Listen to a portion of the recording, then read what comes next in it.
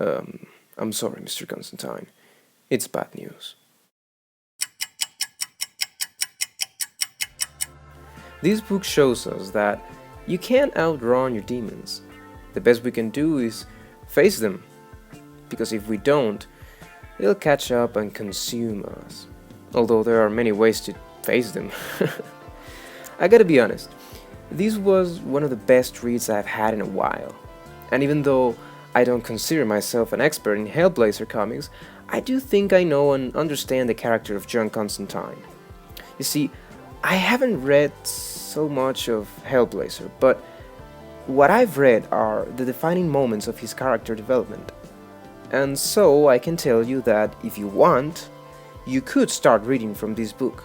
Yet, I have to say that Jamie Delano's run is key on the influence of the evolution of Constantine's history. So, the reason I say you could start here is because you get a taste of both Jamie Delano and Garth Ennis writing Hellblazer. This book I'm reviewing is Volume 5 of the new edition of the Hellblazer trade collection, and here we get a few small character-centered stories first, where John Constantine's life situation gets established.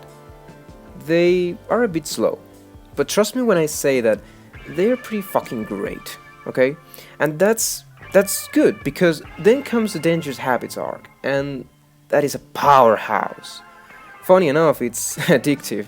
You'll read it in one sitting. Basically, the story is the premise we all know. Constantine has lung cancer from decades of chain smoking, and the diagnosis is clear: terminal, inoperable cancer. He has somewhere around 2 months before his body gives up, and when he dies, he's damned to hell for all the shit he's done in his life. And by the way, the devil has a personal reason for wanting to totally destroy Constantine's soul. But it's a key part of the book, and it's freaking awesome, so I won't talk about it. So the whole story is Constantine figuring a way out of this.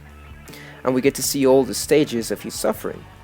There's denial at first, when he thought he was being cursed. He just couldn't believe that someone like him was dying from such a general thing. Of course, in regards to the way he lives. Obviously, we all know cancer is a terrible disease, but still, he thought he should die the way he lived, in a unique way. There's desperation, when he just didn't know what to do with himself. He wanted to reduce pain as much as he could, but he just wasn't gonna get himself into a hospital's care.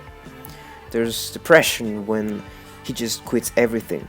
There's anger when he's looking for help in the craziest places and he's not getting it. And finally, there's acceptance, when he decides to rely on himself and go all in. And clearly, the ending is so freaking awesome, I'm not gonna tell you what happens, but just get to it. I was screaming, "Hell yeah!" when I finished the book. But there are themes I could touch upon that I liked.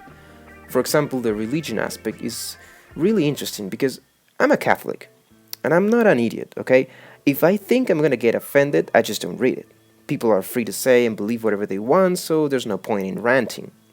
But here, the way they use angels and demons, God and the devil, is just a license to comment on humanity. So I find that really clever. And quite frankly, I don't think these writers are religious at all, but how could I know?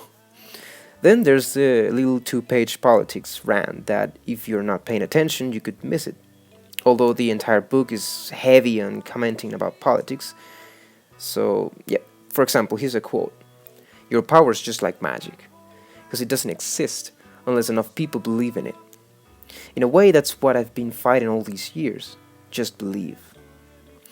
There are others, but I won't spoil them. So, in conclusion, I recommend this as a must-read, not only as a defining moment in Constantine's life, but as a proof that he is the boogeyman of boogeymen. Because once you know the boogeyman's secret, you're a boogeyman too. Thanks for watching, guys, and see you next time.